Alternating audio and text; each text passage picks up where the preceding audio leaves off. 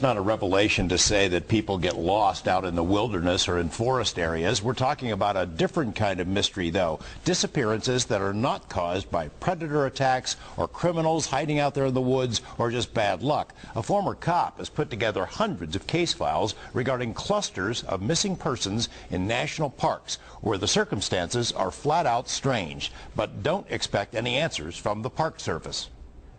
At the end of the night, I was staying in a motel off the government or off the Park Service land, and get a knock on the door.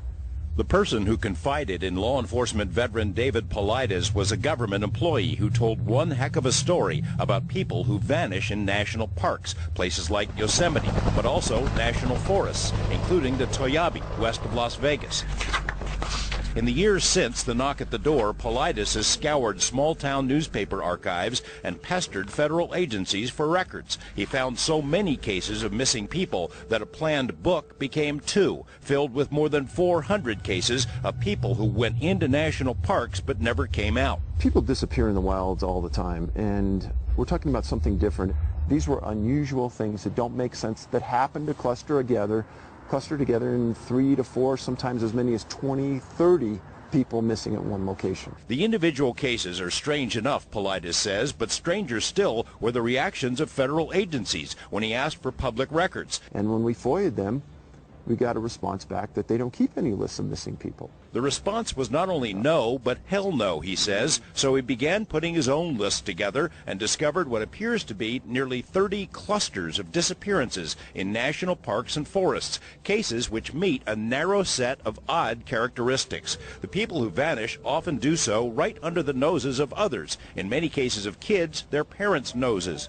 Being parents and being responsible people, we understand there's no way my son or daughter wouldn't know the way back from being just down the road getting the ball.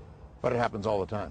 It happens all the time. The missing defy logic. They hike uphill, for instance, often steep climbs. Children as young as 2 or 3 are found a day or two later many miles away and over mountain ranges. Some kids are found in phenomenal distances away that would make no logical sense to any parent. Weird things happen to their clothing. The missing often shed their clothes right away, even in bad weather. Clothes are found sometimes neatly folded, but not.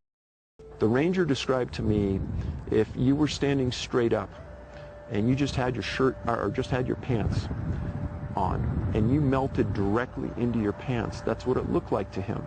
The pants were laying on the ground in a very neat pile. The missing defy normal search and rescue practices. Bodies are found in places that are all but inaccessible, or they're found in the open, in areas